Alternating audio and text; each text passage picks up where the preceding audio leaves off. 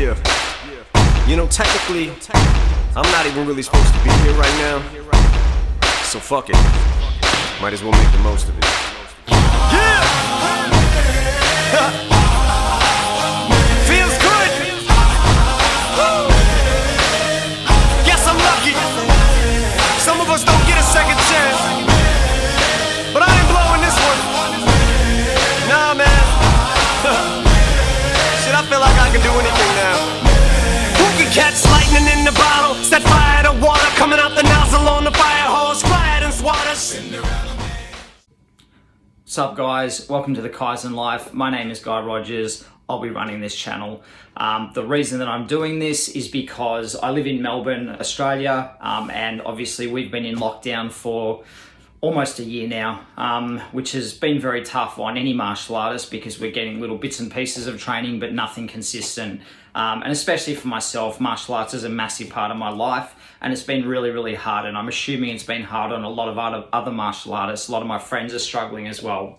So the reason I started this channel is to discuss martial arts, the philosophies, different aspects of it, give a bit of a background to my own history. And obviously you're probably thinking, well, who really cares? It's probably pretty average history, but I think it's kind of interesting. I studied a style that's very, very unknown, and my story is quite different to some. So I thought I wanted to share that, and then hopefully in the long run, I'll get other people on, we can have a chat. I like to discuss martial arts. I could talk about it all day, as you'll probably find out. And also just to show some clips of what I do. On the intro, you would have seen a little bit of some sparring, one of my favorite kick combinations, and then a little bit of grappling. So I've done a lot of different styles. In the past, I've done judo, submission wrestling, Wing Chun, Hapkido. At the moment, I do boxing and BJJ, but I also teach and have learnt predominantly a style called foot and fist boxing. Before I even get into the history of that, I'm going to show a short clip of some sparring of foot and fist boxing. Now, this clip is of me sparring a much lower belt, and I've done that because it means that I've slowed it down quite a lot. We're not going hard contact, so you can sort of see some of the techniques and the differences between, I guess, more Muay Thai kickboxing based compared to what we do. After I've showed that, I'm going to go into the history of my style and why we do what we do, but I hope you enjoy this little clip.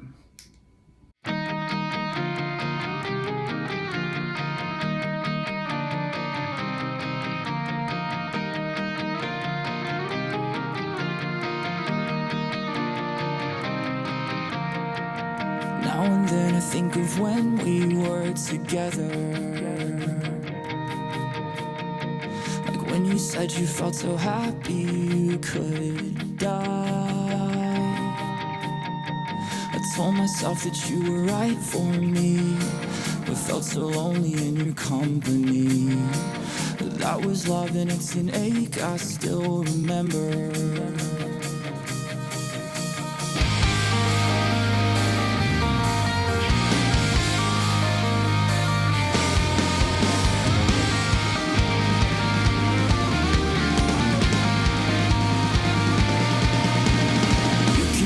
Addicted to a certain kind of sadness, like resignation till the end, always the end. So when we found that we could not make sense, well, you said that we would still be friends, but I'll admit that I was glad that it was over.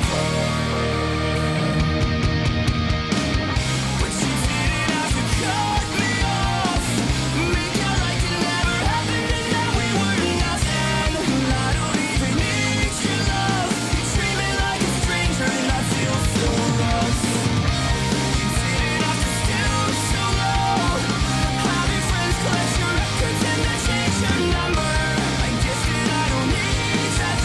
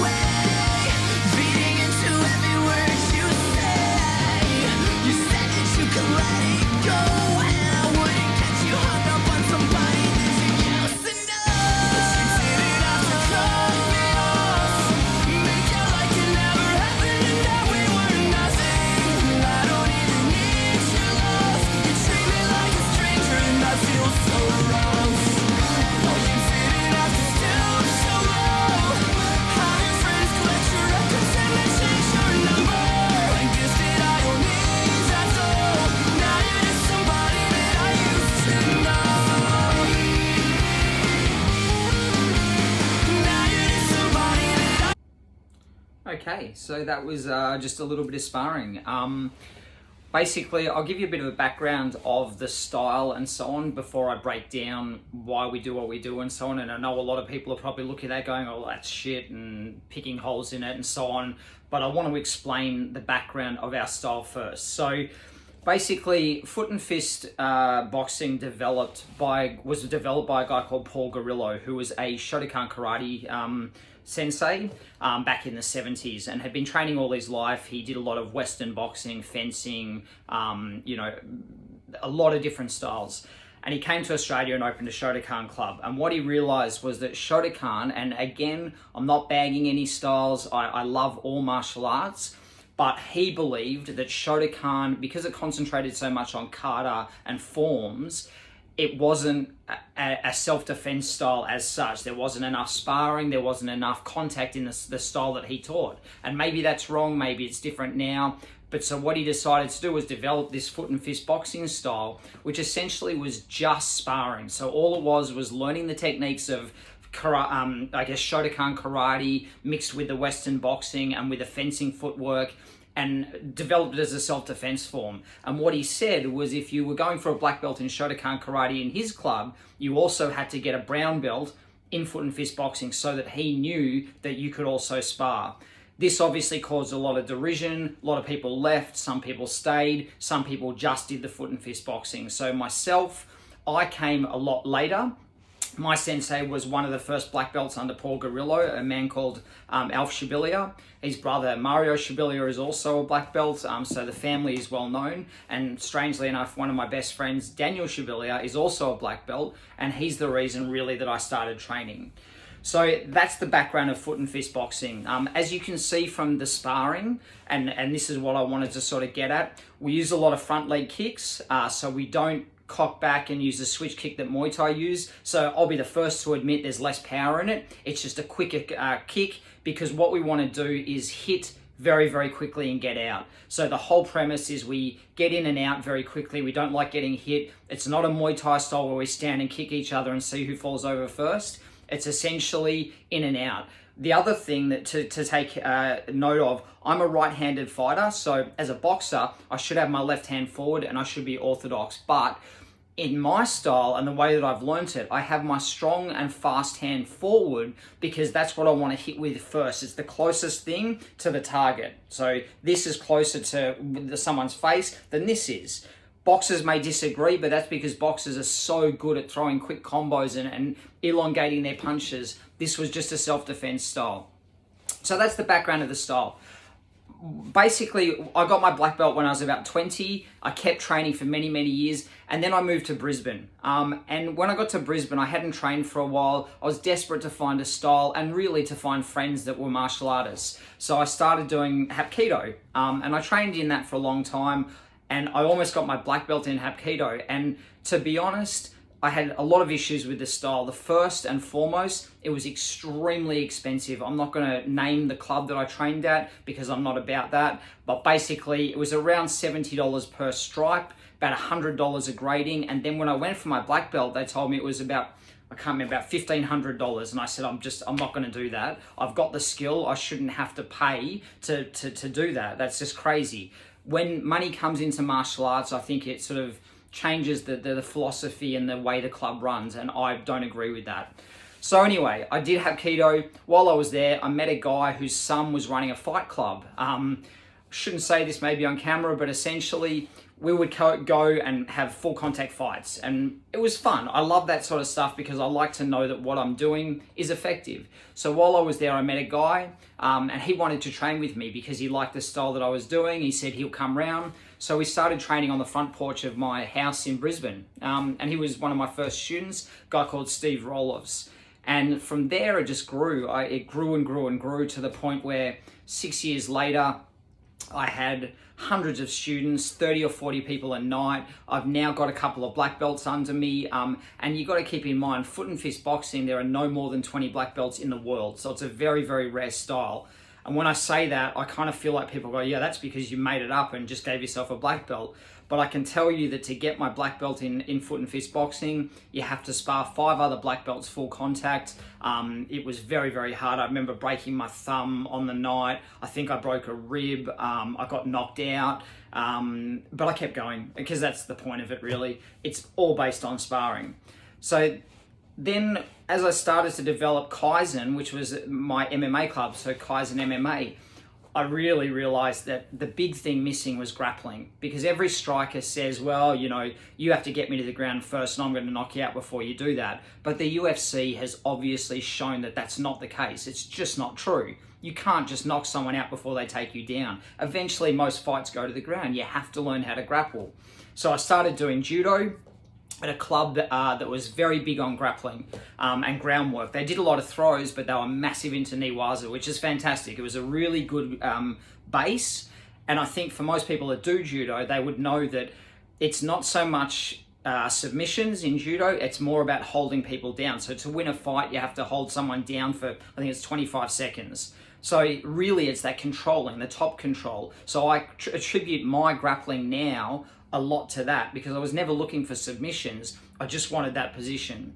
From there, I started doing basically BJJ, or originally it was just jiu-jitsu, but it turned into BJJ with a guy called Chris Fraser, who was my first coach. Fantastic coach, love the guy. Trained at Fight Cross under Ross Cameron, so I used to cross-train with them a lot. Had a lot of, you know, experience through that, and they did a lot of MMA, so I did a lot of MMA, and that's where I got that taste for grappling. And I love BJJ. I love it. I've been to a lot of different clubs. I think I'm the longest running blue belt in the world because I've been to so many clubs for personal reasons, but also because I don't agree with BJJ purely being a sport anymore. I think that, you know, and I could be wrong, and I know that a lot of people would disagree with me, but it's lost the element of the spiritual side, and it's lost the element of the self-defense style. Now it's all about winning competitions, you know, Baron bowlers, inversions, all these things. I can't go into what I do for a living, but I can tell you that I used to work on the CERT team in a prison. And when I was there, we used a lot of takedowns, a lot of grappling and so on. And I've never used a Baron bowler, I've never used a lot of things, but I always, when it comes to BJJ, it's the controlling, it's being able to leverage an arm to, for example, handcuff someone if I was doing that. And I had a lot of experience in that. So I'm not talking from just making this up. For years I was in that job, and I would go hands-on with people at least 10 times a day. So I have a bit of experience in that. And I'm not bagging BJJ, and I'm not bagging BJJ clubs that want to fight for sport, but that's not what I'm about. And the club I'm at the moment is a fantastic blend of both. They're very family orientated in that I feel like I'm part of a family, and my coach is very big on adapting what I'm good at to develop that, rather than try to teach me how to go invert and so on when that's never going to be what I do. He's very good at using what I'm already good at. So I really appreciate that. What I'm going to show you next is actually one of the only clips I've got of myself sparring my original instructor, as he passed away last year, and I never really recorded much of him and I sparring. I always seem to be recording him and someone else sparring. So this is just a bit of a demonstration of, I guess, he was the highest level of foot and fist boxing. It doesn't look like much because it's not flashy. It's not, you know, jumping, flying knees and stuff. But this guy was scary to spar, and his brother was scary to spar, and all the black belts were quite scary to spar. So I want to give you a bit of an example of that, and then we'll come back and have a chat. I'ma change your life, I'ma change it. Yeah. I'ma change your life. I'ma change your life, I'ma change Hustle it. gang, I'ma change homie. your life. I'ma change your life, I'ma change it. Real I'ma talk. change your life. I'ma change your life, No I'ma change it. bullshit. I'ma change your life. You used to dealing with basic shit all the time. I'm a new classic, upgrade your status from a standby to a freaking slide. Hop out your past life and I'll renovate your future. Then I integrate my genius. We purchasing, I'm perusing. Yeah, I love your hustle, baby. So let me add a little bit of muscle, baby. Joint venture, we'll partner up until the shares are up, and I up your wages on a private island, dolo. With one milk house to Kono. Them bros before me was local. Through customs, a custom your wardrobe. Stamp passports where they are passports to the clocks fast forward. Then we dock blue shows where they don't do chores, we just get chauffeured. This is the life, exclusive shit with all access granted in the country where the accents are grand and they landing on top of foreign mansions. I'ma change your life, I'ma change it. I'ma change your life, life. I'ma change your life, I'ma change it. I'ma change your life, life. I'ma change your life, I'ma change it. I'ma change your life, life. I'ma change your life, I'ma change it. I'ma change your life. If you could listen more than you speak, I get you everything that you need. I'm talking about red bottoms, LB, even this stench plus in your weed. Blowing on strong weed, do we ride? And everybody just looking, but ain't now nigga, we gon' holler. They like, nah, shout she cookin'. I'ma get you up out that coke shop, put you up in the market where you pose shop. Hey, let me show you that watch you supposed to wear. Hey, get up out that Honda Civic, get your ass here. Tell your mom and dad you straight. Don't worry about it, you got it. You fly over in coach and fly back in the jet. Hustle gang on your chest, ain't no problem, don't stress. We spent our winters in the summer of Australia, eating crumpets with the sailors on acres without the neighbors. We fast forward 4 years more. We a long way from poor and all the shit that we endured. I told you what you was in for, so I'ma change your life, I'ma change it. I'ma change your life, life. I'ma change your life, I'ma change it. I'ma change your life, life. I'ma change your life, I'ma change it. I'ma change your life, life. I'ma change your life, I'ma change it. I'ma change your life. Go great, you never go good, you never go bad. Even if you could, I'll show you my way. I got that good, good. You never go bad, even if you could. Have you ever wished your life would change? Woke up and you lived your dreams. Baby, I could help you make that change. I could show you how to do this thing. Have you ever wished your life would change? Yeah. Woke up and you lived your dreams. Baby, I could help you make that change. I could show you. I'ma change your life, I'ma change it. I'ma change your life, life. I'ma change your life, I'ma change it. I'ma change your life, life. I'ma change your life, I'ma change it. I'ma change your life, life. I'ma change your life, I'ma change it. I'ma change your life. Go great, you never go good, you never go bad. Even if you could, I'll show you my way. I got that good, good. You never go bad, even if you could. Once you go great, you never go good. I'ma change your life, I'ma change it. I'ma change your life. Show you my way. I got that good, good. I'ma change your life, I'ma change it. I'ma change your life. It's so weird even watching that because I can tell how scared I was sparring him, and I remember that feeling every time I did. Even as I got better and better, I still always felt that trepidation of, sparring your instructor and so on. So it's interesting to look back on that. It's a long time ago. Obviously I had a lot more hair in that. But yeah, look, it's also important for me to explain, I guess, a bit of my history, because I think that is a large part of who we are as martial artists. And I'm going to put some pictures up because when I was younger, I was very, very small. So I got picked on a lot. I was bullied pretty badly at high school. Again, I won't name the high school, but it was not a good experience for me. I didn't learn to fight then. I didn't want to fight. I thought that having a sense of humor and being nice to people and so on would get me out of most trouble, and it didn't. So when I left school and came back to training, to be honest, I was a massive comic book nerd. I've probably, lived in comic books for a long time, so I wanted to be a superhero. I wanted to be the guy. Everyone has that friend that they say, oh, I'm going to bring my friend and he's going to bash you and that sort of thing. And I wanted to be that friend. I didn't want to have to be telling people I'm going to get my friend on you. I wanted to be the guy that could do that. And so I trained, and I'm not going to lie, I trained with, I guess, an element of revenge in my head. I wanted to go back and bash everyone that ever hurt me. And when I finally got to a point where I actually could fight and I knew I could do that, that anger had gone. And that was what martial arts brought to me, amongst so many other things. It brought that sense of, it's not about getting revenge or being able to fight and bash people. It's actually about being kind. It's about the fact that you don't have to prove anything to anyone. And I still feel that now. I don't know if you can see on my arm, I have a tattoo that says, kindness is magic. Ricky Gervais actually said it first, and I just loved it because it is true. It's so hard to be kind as opposed to being, a fantastic fighter and all these sort of things. And I think that's what I think is missing from martial arts these days. So many clubs teach that aggressive, get in there and smash people. But the reality is, we don't need to do that. We want to be good people. We want to learn martial arts to be confident and to be able to step in when someone needs help, when someone's being bullied. Be the person that stands up and does something about it. Don't just walk by, because if we all do that, that's really, evil happens when good men do nothing. So I've put some pictures up. I'm not going to rant and rave for too long. These are just a few of the things I've been thinking about. This is my first ever episode, as you can see from the amazing, production value, done on an iPhone.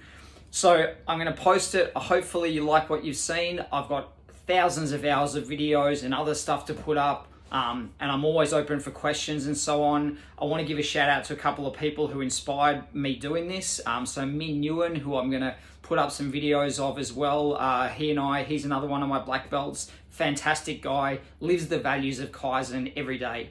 Steve Newman, also another martial artist that has taught me so much over the years. And also he does a blog, which I'll try and find a link for it, but he inspired me to do something like this. So I really want to say thank you to them and to my girlfriend Laura, who really encouraged me to do this. No one's an island. Everyone needs help, and especially in this era where we're so isolated, I think it's important for us to stay connected. So if this helps other martial artists be connected, I'm really happy for that. I'm going to put up a little clip at the end as well. I don't normally record my rolling because I always forget, but here's a little bit of a free roll that I had at my club with a guy who's just a fantastic bloke, Pete. So hopefully he sees it. If he doesn't, so be it. But it was a nice little flow roll. Had a lot of fun with it. And I will see you next time. Blade, ready to die. I was born ready, motherfucker.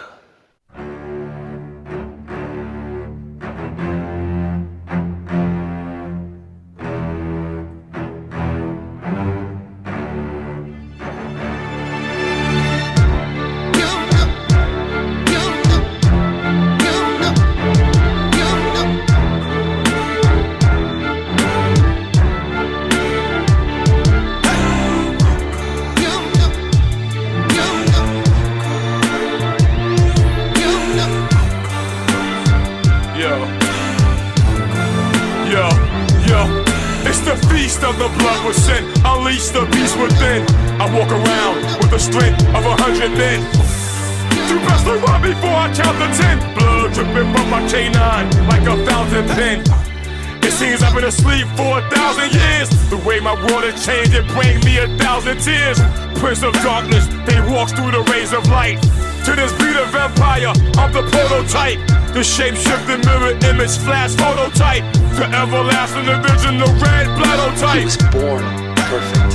And just like the great white shark, the sky has never had to fall.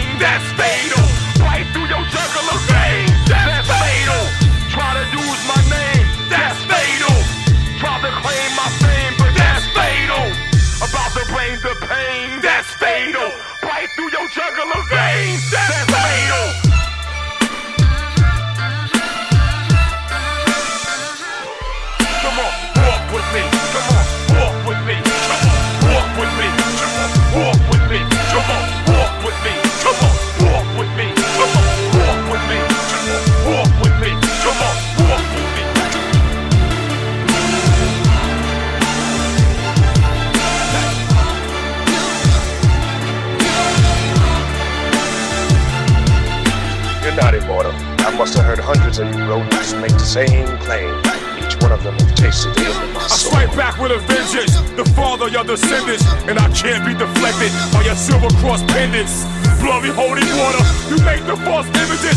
Once weed from the sickle, your life diminishes. Sting like the scorpion, strike with the force of kin. My blood is known to revitalize the corpse of men. In the last days, they said that they would walk again. The blind, deaf, and the dumb.